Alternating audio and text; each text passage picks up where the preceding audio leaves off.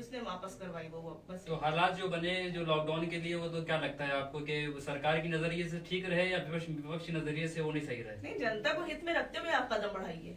आप बिना सोचे समझे कोई फैसले ले रहे हैं तो ये पूरी तरीके से गलत। हालात ये थे कि इमरजेंसी थी, सरकार को जो फैसला लेना था तो वो तत्काल ही लेना था, इस हवाले से जो ऐसा नहीं है, ये काफी पहले से ये चला आ रहा है, एकदम से नहीं आया है।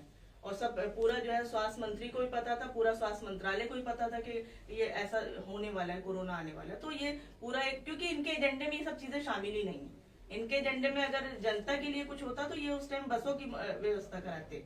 जब सब कुछ हो सकता है, इतनी बड़ी बड़ी रैलियां हो सकती हैं और हेलीकॉप्टर आ सकते हैं अपने लिए, तो क्यों नहीं जनता के लिए हो सकता? भारत में जिस तरीके से वैक्सीनेशन का जो काम चल रहा है, और भारत इससे पूर्व में भी पोलियो के वैक्सीनेशन में भी काम जो चला है, उस हिसाब से आपको क्या लगता है वैक्सीनेशन पर्याप्त मात्रा में हो रहा है और जो जिस तरीके से हो रहा है ये उचित है कि नहीं सही है? देखिए, होर्डिंग पोस्टर पे सब कुछ दिख रहा है, लेकिन अगर जमीनी हकीकत उसके विपरीत है। इतना जितना ये दिखावा कर रहे हैं उस हिसाब से, इनके हिसाब से जो है पता नहीं कितने करोड़ को वैक्सीनेशन, लगभग 100 करोड़ पार हो चुके हैं। लेकिन अभी तक ऐसा कुछ नहीं है। अभी आप सरकारी आंकड़े तो CSC PSC जाके सरकारी आंकड़े तो अपने बनाए जा सकते हैं। सरकार अपने हिसाब से बनाती है, अपने हिसाब से बिगाड़ती है। तो जाके जमीन पे अगर आप देखिए तो कैसे वैक्सीनेशन हो रहा है, कितना नहीं हो रहा है, किसी को फर्स्ट डोज लगी, किसी को सेकंड डोज लगी है। तो इन सब चीजों पे विचार करने की जरूरत है। विपक्ष लगातार कह रहे हैं हम सरकार के साथ हैं। राहुल जी हमेशा कह रहे हैं कि जब भी महामारी आई तो हम सब मिलकर बैठ के इस पर चर्चा करें और हम जनता के हित के लिए सोचें। तो अब आखिरी सवाल है आपसे है कि 2022 के चुनाव में राजधानी लखनऊ से किन किन चेहरों को सामने कांग्रेस ला सकती है?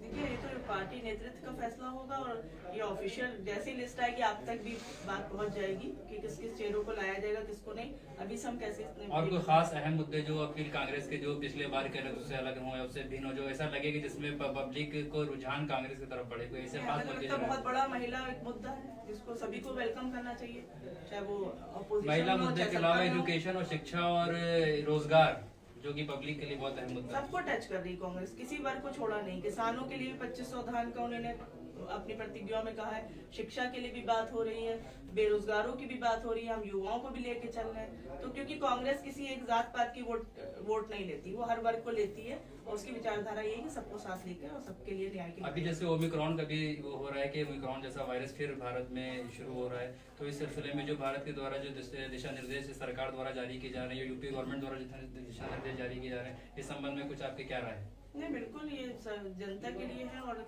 उसको इसके लिए सेफ्टी पर्पज से प्रिकॉशंस लेने जरूरी है, मास्क लगाना भी जरूरी है और जो भी होगा सरकार के साथ मिलकर सबको साथ देना चाहिए। कोई खास संदेश आप हमारे चैनल के माध्यम से आज जो देना चाहें जनता को? हम चाहते हैं जनता ऐसे लोगों को चुने जो जनता के हित की सोचे, सिर्फ अपने लिए ना सोचे। और जाहिर है जनता के जो मूल मुद्दे हैं उससे अगर कोई भी जो नेता उसके इन मुद्दों को उठाता है, जनता उससे जो है कनेक्ट। बहुत बहुत धन्यवाद।